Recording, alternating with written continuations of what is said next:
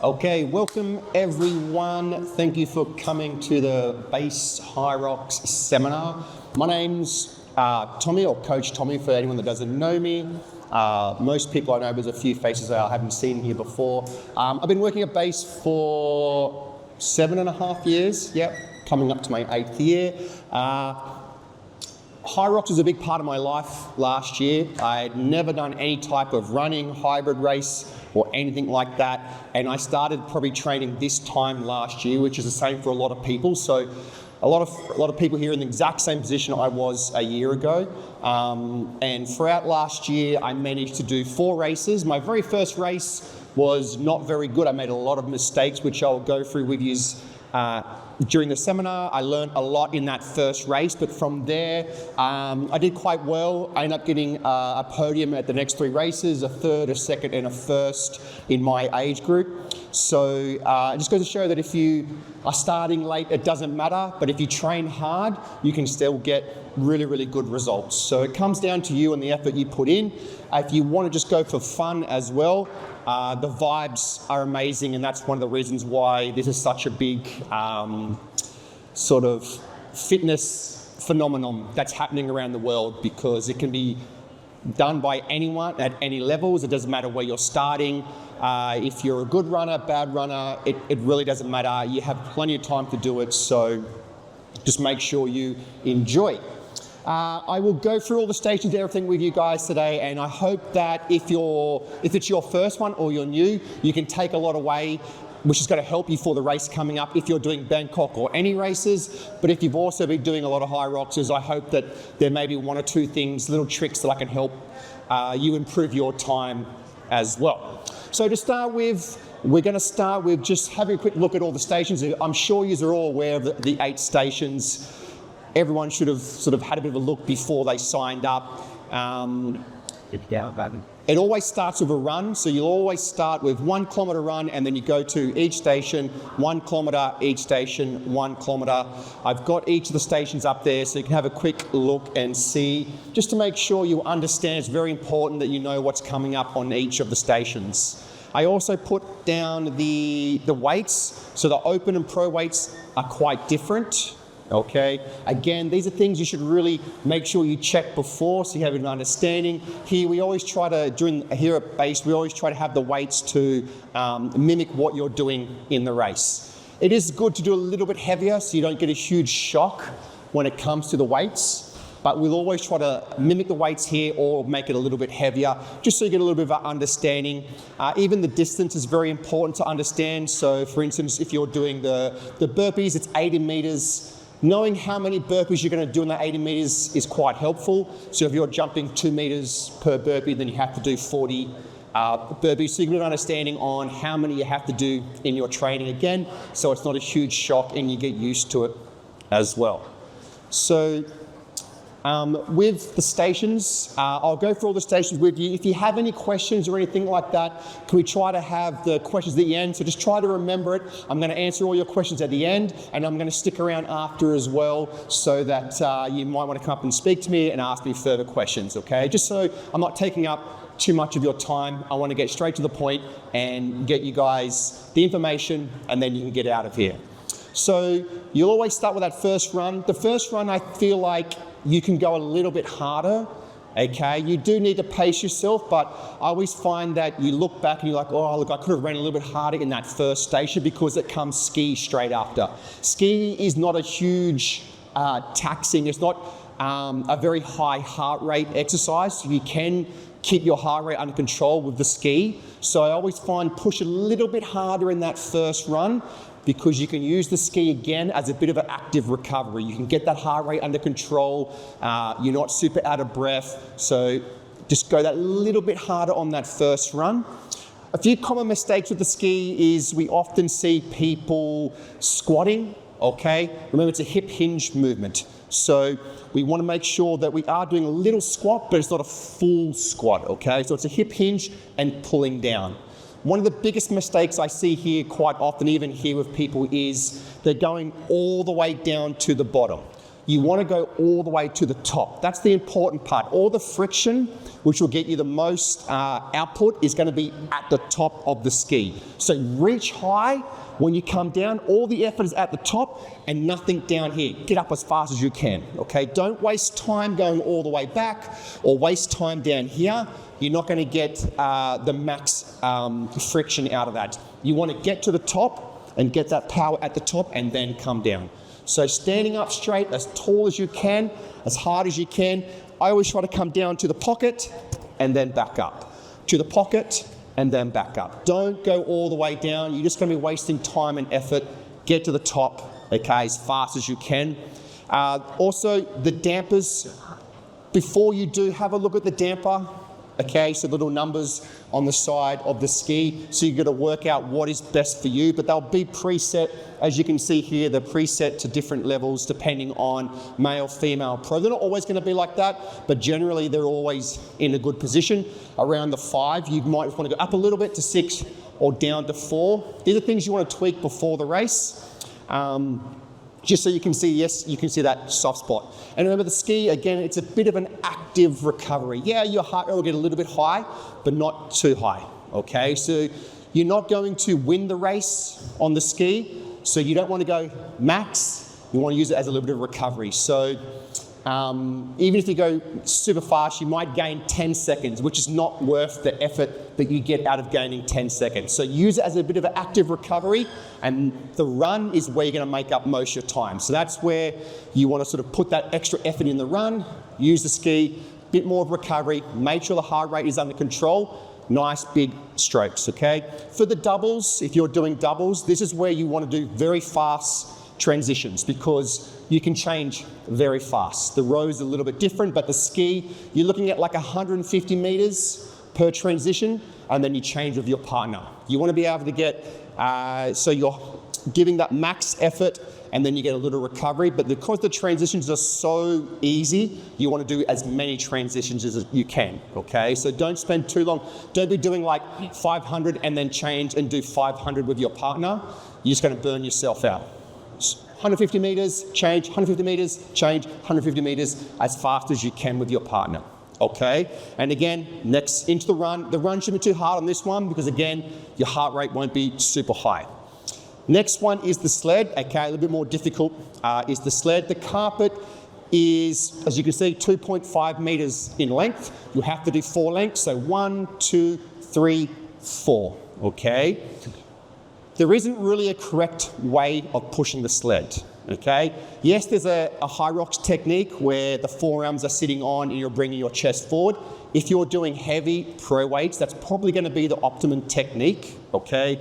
Just because of where the weight is distributed to you being in the center, being over and being able to push it. But if you're doing open weights or open doubles weights, if you prefer to have the hands tucked in or the arms straight, it's okay to use that one. You just gotta be careful though, with the arms tucked in, you are compressing the chest. So it is gonna be harder to breathe. So arms out will be taxing on your arms as well. And you do have the sled pull neck, so you be careful of your arms. That's another reason why the HYROX, I just call it the HYROX technique, is the best, but it's not the only way to do it. Depending on you may not be able to fit in there and may not feel the best for you. It's okay, you don't have to do that technique. I would recommend it, but you don't have to do it, okay? The other thing is making sure when you push off, you are on your toes, okay? So you don't want to be coming forward, flat foot, pushing, flat foot, pushing, flat foot. You need to be on your toes, pushing with your toes each time. So it gives you there 2 foot push off and push off with your balls of your feet each time. You don't want to be too sort of close or too upright. Try and get so your body's nice and straight, that sort of 45-degree angle. You're going to use a lot of quads in this one.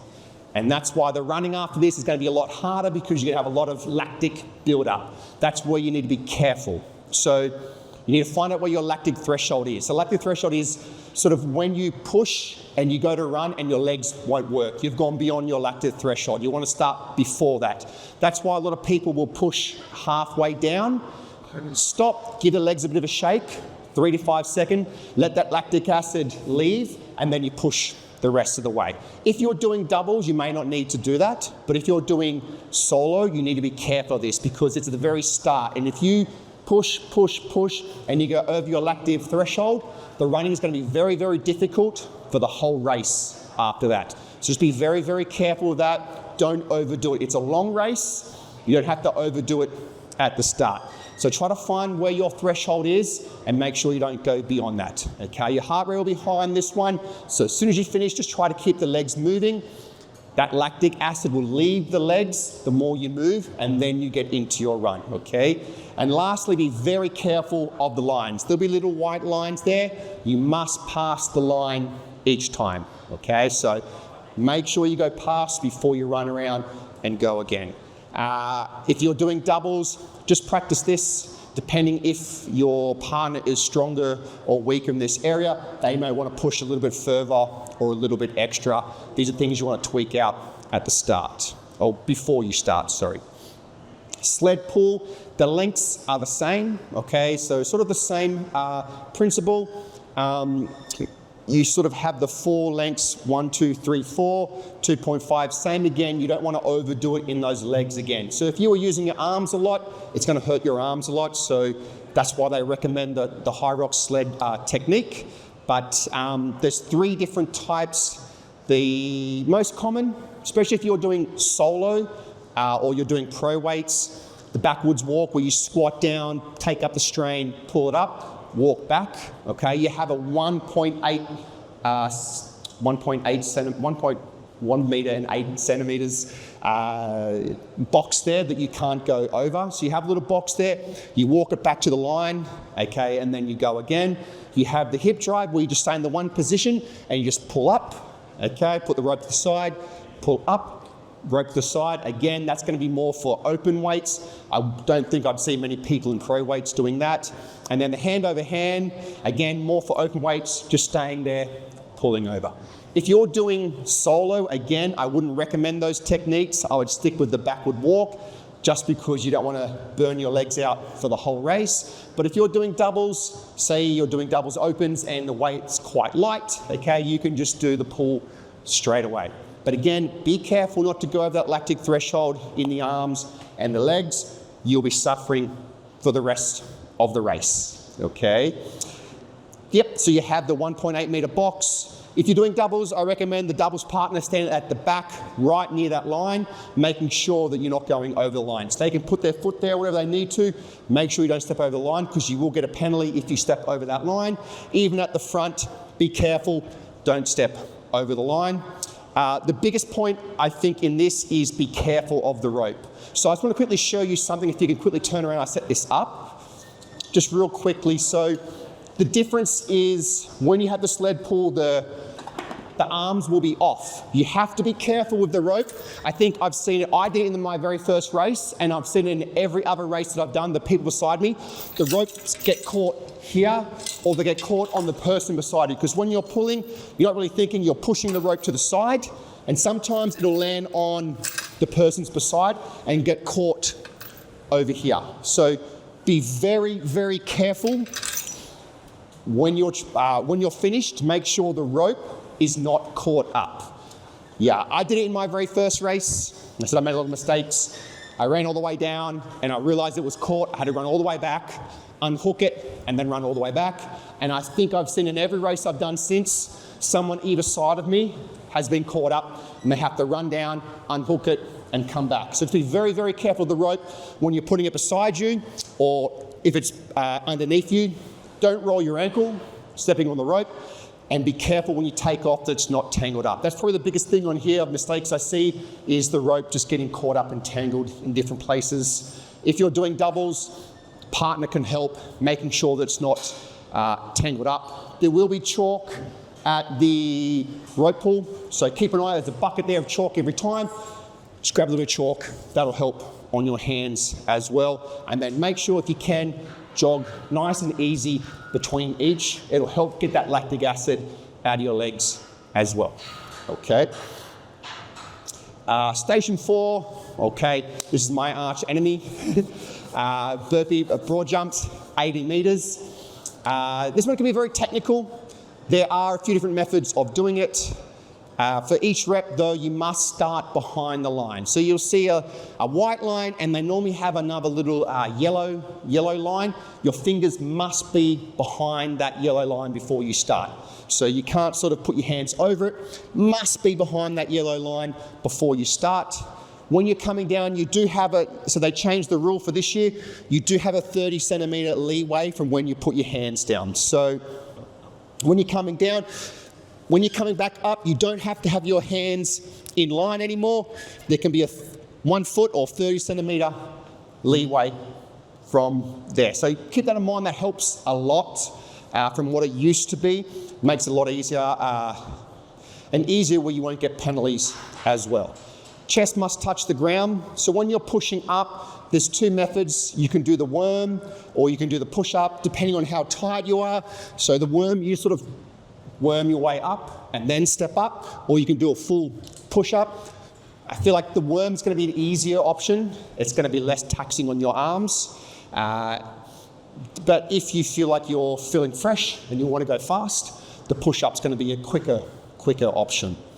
Chest must touch the ground for each rep, and your feet must be in line. I see this a lot. People don't really sort of think about it. I think in the opens it's probably okay, but in the pros they'll be more strict. Again, it depends what judge you get, but feet must be in line. So when you come up, your feet must always be in line. So don't even do it then. And then when you jump, they must land in line. Be very, very careful of that one. Again, it depends on the judges, depends on how you're going. Some will be more lenient than others, but you can be careful that your feet are always in line. There's no shuffling, so when you come up, you're not kind of like going and stepping off. Try to keep them always in line.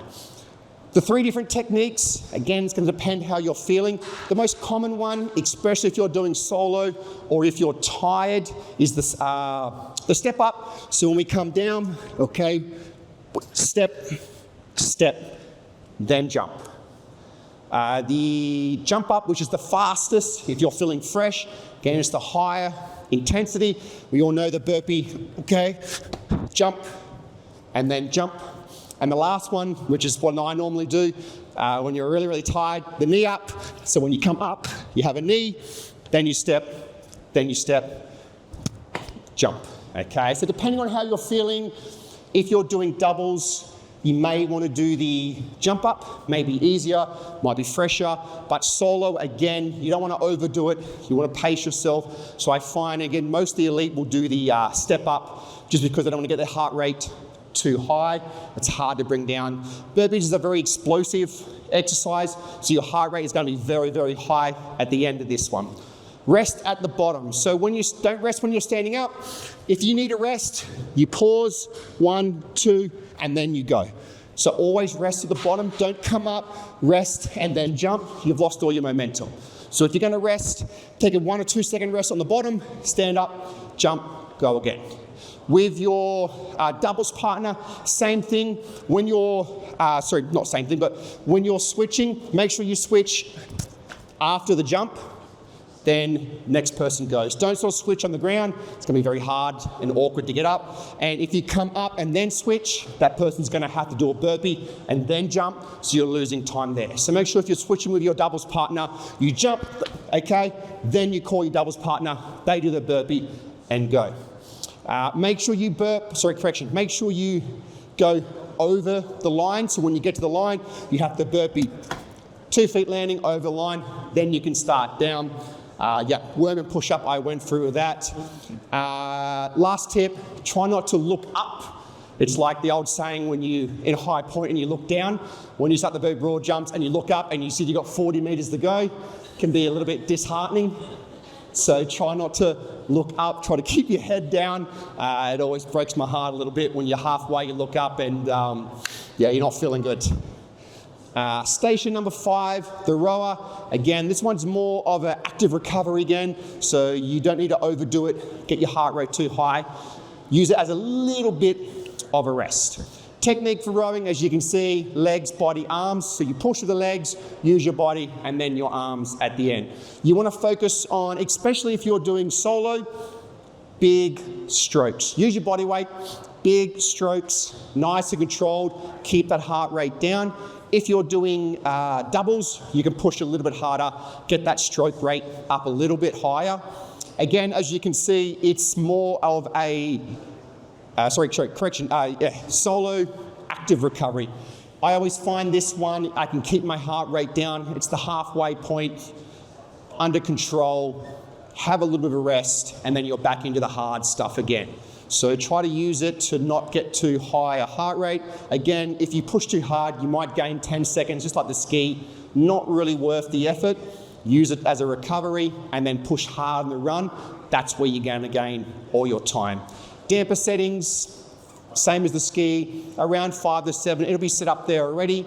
Just see how you feel, practice it before, just so you know your damper settings, but they're normally set in a pretty good place. And with the straps, some people like them tight, some people like them loose.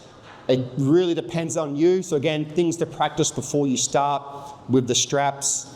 Making sure you put the handle back when you finish. Don't just let it go. These are things you'll get penalties for. Make sure you put it back the way you got it. If you are doing doubles, you can't touch and help each other. So you have to loosen the straps, you have to tighten the straps. You can't help your partner. Don't touch it. Let them do everything once you change. Wait to the end. Question, can I not use the strap? Yeah, you cannot use the strap at all. Yep, totally up to you. You can have it loose, you can have it any way, the strap any way that you want. Okay, like not use strap. Yep. You don't need to, So it depends, but in doubles, I wouldn't really use the strap. You want to get feet in and out. Like you can see here, if you are doing doubles, unlike the ski, very long transitions. Loosening, getting out, sitting down. So with your partner, you want to work it out so that you go a little bit longer. It might be 300 meters, 400 meters for your partner, and then you 300. Work out what you want to do, but you only really want to transition once, maybe twice, because it's a slow transition. So different to the ski. So you may have it that the fastest runner skis first, skis last, weakest runner skis in the middle, whatever the time whatever the distance might be, but you don't want to do too many transitions because it's going to take time to loosen, tighten, change over. So just be careful of that one as well. And just make sure, you're not helping your partner loosen or tighten the straps or change dampers. Your partner must do all that by themselves. Station 6, farmer's carry. It can be hard, but I find this one's probably the quickest and easiest out of all the stations. It's not super taxing on the heart. It's just forearm, more mental, just pushing through. So safety-wise, you have to pick it up from the designated area, making sure that you do a deadlift to start. So watch your back, use your legs, okay? You don't want to injure yourself during the race. Deadlift all the way up, and then short, fast steps. This is the sort of thing you sort of grit your teeth and you just go for it, because once it's done, it's done. You'll feel the burn. Just be very careful. I find for most people, they'll push really hard, and then once you rest that first time, you've gone over that lactic threshold and you can't go as far the second time. The lactic threshold in your forearms will come very quick because it's a very small muscle, okay? So just be careful. You might do 100 meters in the first round, and then the next 200 meters you might stop 3 or 4 times because you've gone over that lactic threshold and you just can't grip as well. Here you can come and practice your grip strength. Many things to practice your grip strength with. It doesn't have to be over kettlebells. Just practicing on dumbbells, grabbing plates, holding plates. This one, I find it's just grit your teeth and go as hard as you can. Run if you can go as fast as you want. You can walk, you can run, you can go as fast as you want. Just sort of get this one done. Tight turns, be very, very careful. Don't roll your ankle. Normally it'll be like 1, 2, 3, 4, and then you'll do another lap. So most courses is 100 meters, but it's split like 25 meters, 25, 25, 25. And you'll have to do 2 laps. So just be careful of that. Very, very tight turns. Watch your ankles. If you are doing doubles, Make sure that you're very careful when passing it. You can't drop them or anything like that on the floor. Make sure you place it down. Partner will come up behind you again. Safe deadlift, pick it up. Nice quick transitions. And you have to follow your partner as they're going around. So you have to be nice and close behind them. As they're jogging, you're jogging, staying nice and close together. Stay upright as much as you can. Try not to hunch over. You'll get a little bit sore on the traps, but that's okay. Just push through, grit your teeth, then it's done. It doesn't take long. This one's quite quick, but you kind of just, grit your teeth, push through, then it's done, and then you're into the run. Station number 7, lunge walk, can be another challenging one. Again, this is why if you have gone over your lactic threshold in your legs, this is where it's going to come back and bite you, okay? So again, be careful, especially if you're doing solo. You want to make sure you really pace yourself. Don't go over the lactic threshold because you'll feel it in this one. It's very quad dominant is the HYROX, so this is where it'll come back to bite you. So the most common movement when we do our lunge, we want to push off both feet. So if you were doing a lunge walk, just focusing on quads, you'll lean forward and push off the front leg. But in the HYROX, we want to try and even it out. So we're pushing off the back toe and the front leg at the same time, so we can even out distributing through the legs and not just the front quad. Get a little bit of hamstrings in there as well. Knee must touch the line, knee must touch the ground every single time. Again, opens, you may get away with it, but in pros, they're probably going to be a little bit more strict. But just making sure each lunge must touch, knee must touch. Must start behind the line, just like the burpees. There'll be a little line there. I think they have an orange line as well, or just the white line, I can't remember. But when, for instance, you lunge, you must lunge over the line. So we don't lunge before the line, we lunge over the line, and then we're into it.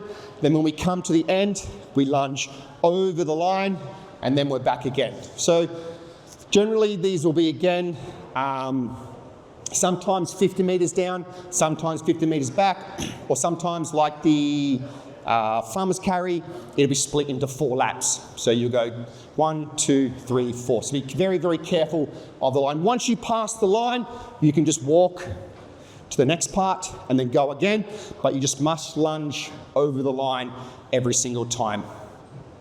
There's a few different techniques depending on how tired your legs are. The quickest way is going to be no rest, where you come up straight away, no rest, straight away, no rest. If your legs are a little bit tired, then you give yourself a little bit of a rest. So you come up, rest, come up, rest. Again, depending on how your legs are feeling, how that lactic threshold is going. Remembering you have war balls after this, which is again, another quad dominant exercise. You don't want to burn out those quads. So just go off, see how you're feeling. Doubles, okay, you may be able to do the no rest technique, but if you're doing solo, the rest might help you. Again, you're not going to gain too much time in this station by doing the no rest, but the run is where you're going to gain all your time as well.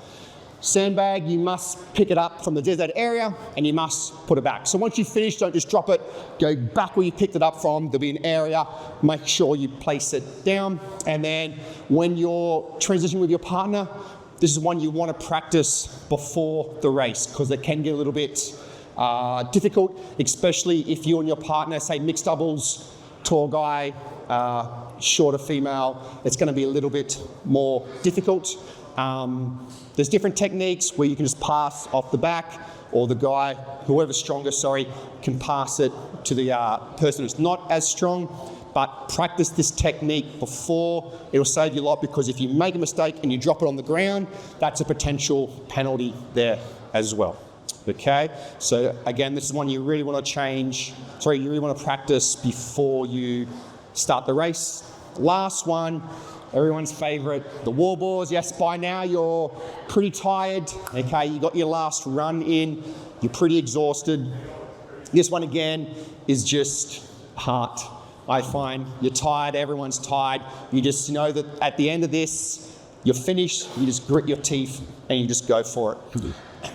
Things to be careful of, the distance. Okay, you can do the 1 arm distance. Don't be too close, it's going to make it harder. The stance, depending on your hips, like I've got narrow hips, so it's harder for me, but most people, nice wide stance is going to be a better stability when it comes to your platform. Ball position is very important. This is the one where I find most people struggle, is you want to rest the ball basically on your chin. Okay, so if you're coming down and the ball's too low, you're going to be bending forward, and it's going to make it a lot more effort on your arms because you have to push with your arms. Where if it's up nice and high, okay, you can use your legs more and less arms. Legs are more powerful than your arms, so your arms are going to burn out way before your legs do. So you find if you're down like this, and your arms will start to burn, and you go to that lactic threshold, it's going to be harder to get them to come back. So focus more on legs.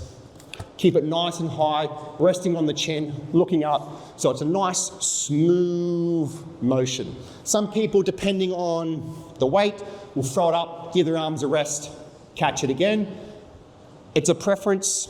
The heavier weights are going to be much more difficult to do that. The lighter weights definitely can give your arms a rest, catch it when you come down, but the heavier weights, when you're catching it, it's going to be like a bit more of an impact, so it's a bit more difficult to do that, to give the arms a rest. But the ball position is key with this one. If it's too low, it's going to really hurt your back, it's going to hurt your arms, it's going to be a lot harder. But if it's up nice and high on the chin, it's going to be much, much easier. Always start with a squat, so when you get there, don't just throw it, okay? Make sure you start with your squat first, and then you're into your first one. Depth is very important, as I'm sure everyone's seen on YouTube. There'll be some judges that are very, very strict, some are not. There is a depth box there that they may bring out if you're not getting deep enough, but you need to make sure that your hips, okay, are in line with your knees or even below that parallel 90 degrees to make sure that it counts. You don't want to be doing no reps. You don't want to be doing extra reps. When you're training, maybe put a wall ball down, okay, so that you can touch and you know your depth. You're always getting deep enough to make sure each single one counts. Solo, again, you're pretty tired. You may need to break this one up. I know there's not many people that can do 100 in a row. If they are, they're probably not going hard enough throughout the race, but find what works best for you. So it may be you do 20, rest, 20, rest, 20, rest, all the way to your 100. You may do that and get there on the day and you push too hard. You may only be able to get 10 in a row, 10, 10, 10, rest. Find what structure works best for you, but pushing for 100 in one go is quite difficult if you've worked really, really hard throughout the race. So have that structure there.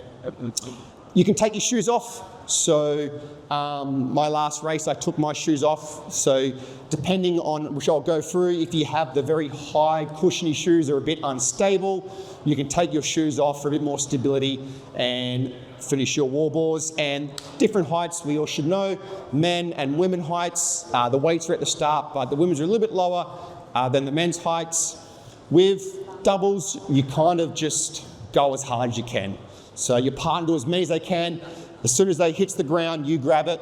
You can catch it and pass it. Doesn't matter, hit the ground, pick it up. Just must always start with a squat. But with your partner, you just sort of go as hard as you can. It's the last one. You're tired. You can just stumble across the line. But you sort of just, again, just grit your teeth, push through, and stumble across the line at the end. I'll go for a little bit of running techniques as well with you guys. Again, running is the most important. So it's good to practice the stations, but if you're not practicing your running, then you're going to struggle. So running is most important when it comes to the HYROX racing. There's 3 different types of runs that I recommend to my clients or that I do myself. Intervals for speed, okay, your long run for endurance, and then threshold run. Threshold, I think, is the most important. So threshold, which is zone 4 for your heart rate, which is where most people have their heart rate during the race. So you'll find when you check, your heart rate is in zone 4 for majority of the race. So if you can practice running in zone 4 and your body gets used to running in zone 4, it's going to help you a lot in the race. So intervals, there's a few examples up there, I put up there. So intervals are great for improving your speed, okay? Not as much endurance, but more for speed. So there's different types. You can do distance, you can do time. but it's a very good thing to add to your add to your weekly running structure so you can increase your speed throughout the race. Remember, we're not doing like an endurance race. We're only running 1 kilometre at a time, so you want to be able to run that 1 kilometre as fast as you can. So the intervals is really, really good to increase your speed. Crash, I will go to, yes, I did have one for long run. We all know a long run is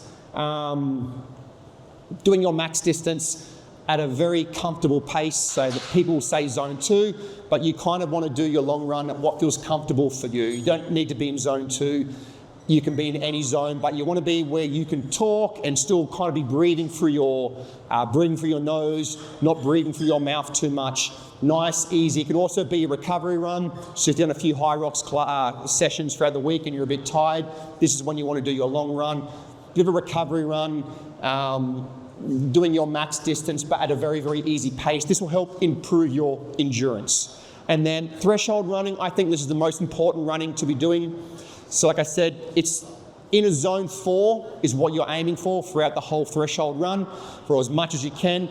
That's the zone you'll be in for most of the HYROX race. So the more you can get your body used to running in zone 4, the more it'll be easier for you in the race, the more efficient you will be during the race, the more comfortable your body will be during the race. Again, it works on your lactic. So it's not using oxygen or fat as energy, which is what your long run will do. This is using lactate as your energy. So yes, when you get the burn in your legs after your threshold running, and then your body can get rid of that lactic acid faster, and again, it's going to help you throughout the race. It's where you spend most of your time in that zone 4, in that lactic threshold zone, right on the edge of that. So I put a few examples up there. This is very uncomfortable running.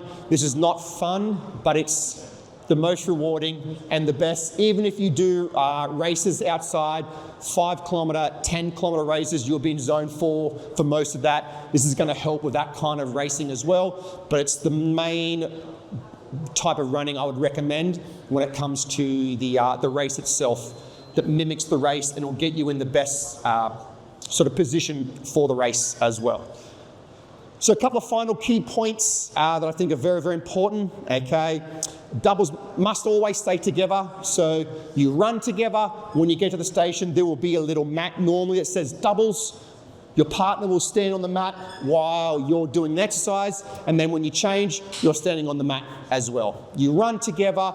If you are doing, say for instance, the lunges, you stick together. So stay right behind them in the burpees, the lunges, and the farmer's carry, very, very close. But for the ski, stuff like that, there'll be a little box. You stand in the box while they're taking their turn, and then you switch, okay?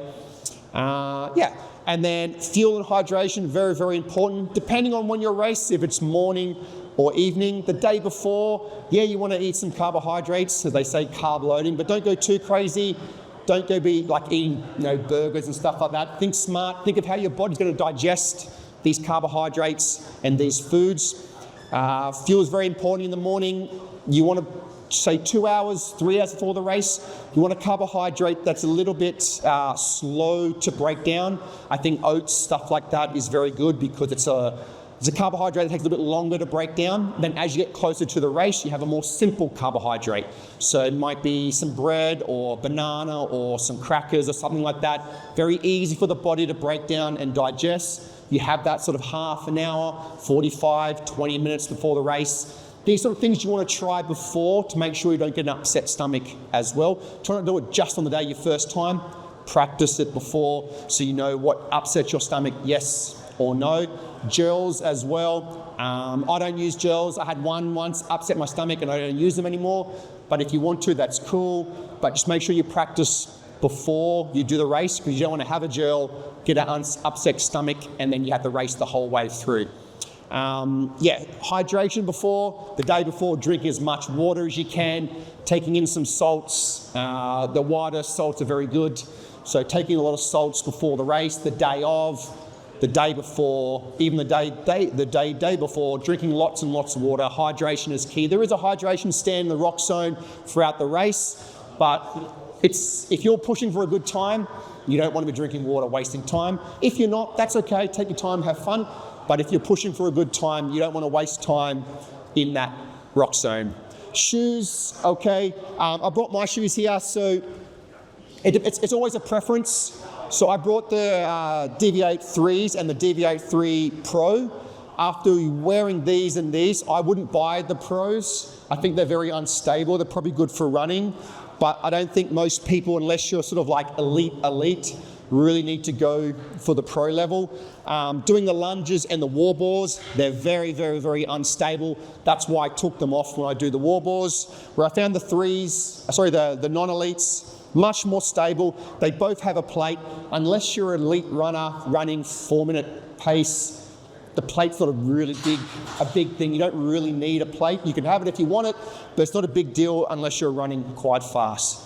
So make sure whatever shoes you buy, there is some stability in it, okay? Yeah, fast, light, that's good, but with the cushion, make sure there is some stability. I think a lot of people like the Evo SL Adidas. I don't think they're very good for HYROX at all. They're very, very cushiony. Again, great for running, but not very stable for your lunges, your war bores, and stuff like that. So just, when buying shoes, yes, great to have fast shoes, but remember they need to have good grip and they need to have some stability for the war bores, the lunges, farmer's carry, stuff like that.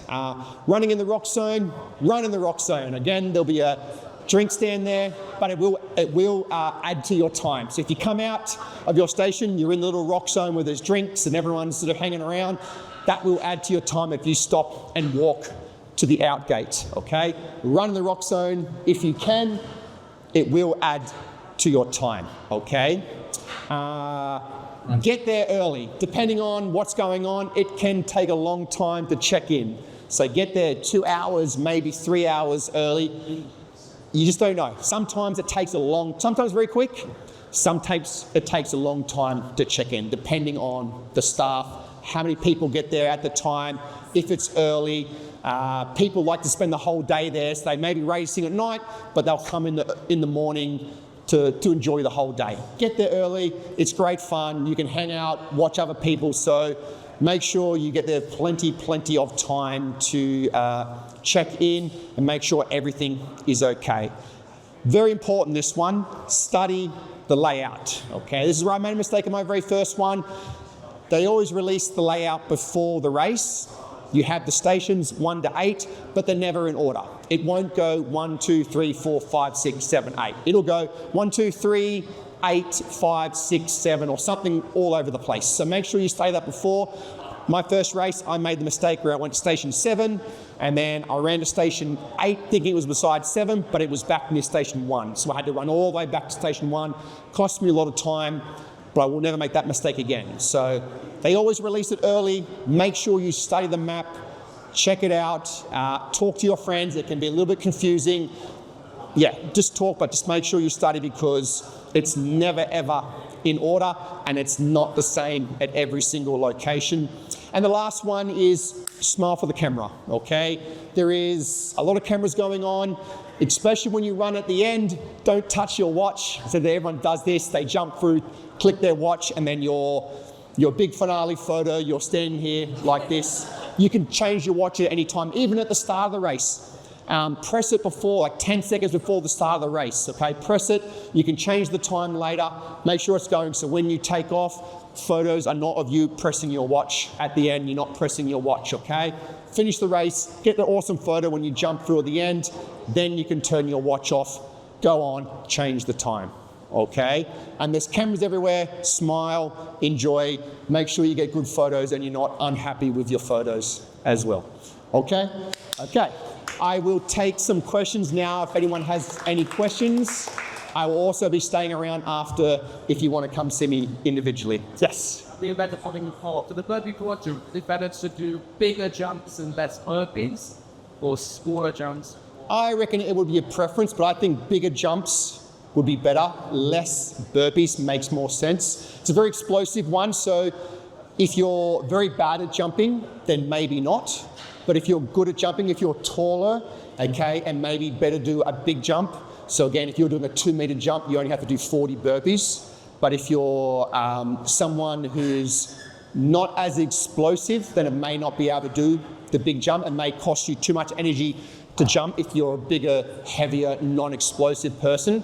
These are things I would practice before to see what is best for you, because everyone's going to be different depending on how much they weigh, how their heart rate is affected by the explosiveness. Some people are good at high-intensity explosives, some people are not. So I would say, in general, bigger jumps are better, but if it doesn't work for you because you're too heavy or you're not explosive, then that's okay as well. Any other questions? Nothing? Okay. How about in the actual race? Sorry? How about in the actual race? So,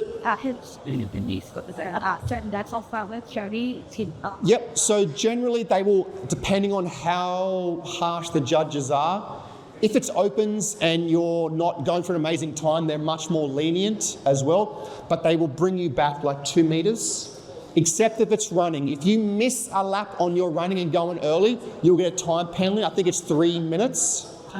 And also, if you run the extra lap, you don't get that time taken off as well. Same as like the wall balls, if you're getting no rep, they just won't count the rep.